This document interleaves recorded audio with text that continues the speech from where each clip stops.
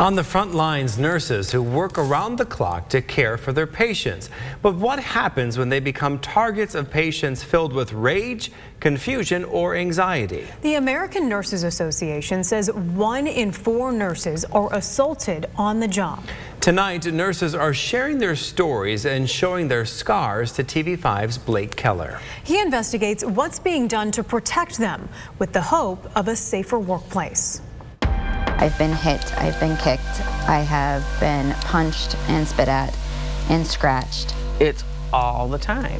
And you get scratched or your arm twisted every day. More often than not, being a nurse can be more dangerous than you may realize. I had and still have a little bit of undiagnosed PTSD from it because you don't just walk away from that without some kind of scar. These Mid-Michigan nurses are opening up to TV5 about a sad reality they face: workplace violence. Registered nurse Katie Pontifex says she was recently sidelined from work after trying to stop a patient from stabbing another nurse at Sparrow Hospital in Lansing.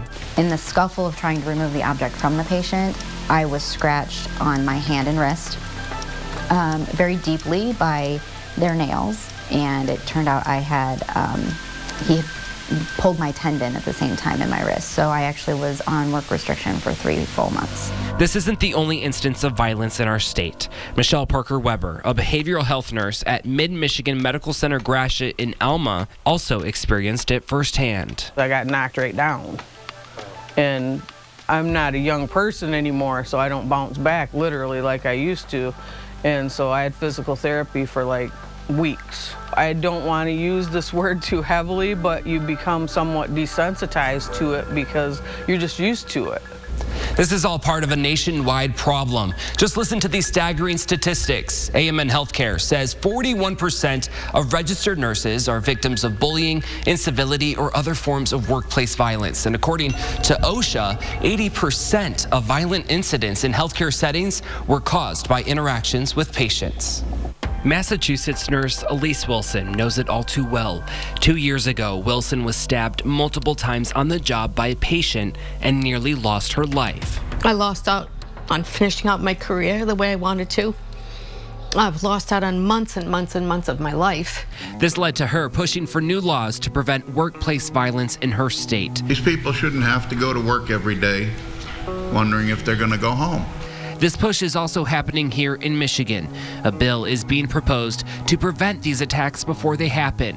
Senate Bill 303 is sponsored by State Senator Jeff Irwin. They have to develop a prevention plan, they have to develop it with their employees, they have to report these instances of workplace violence, but they don't just have to report them to the prosecutors, but they also have to report them publicly.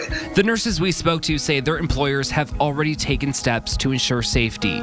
Mid-Michigan Medical Center Gratiot says they've created an employee task force because they wanted to take, quote, a proactive approach to keep employees safe, and adds that in the coming weeks, Mid-Michigan Health is rolling out a poster campaign that addresses our safety initiative.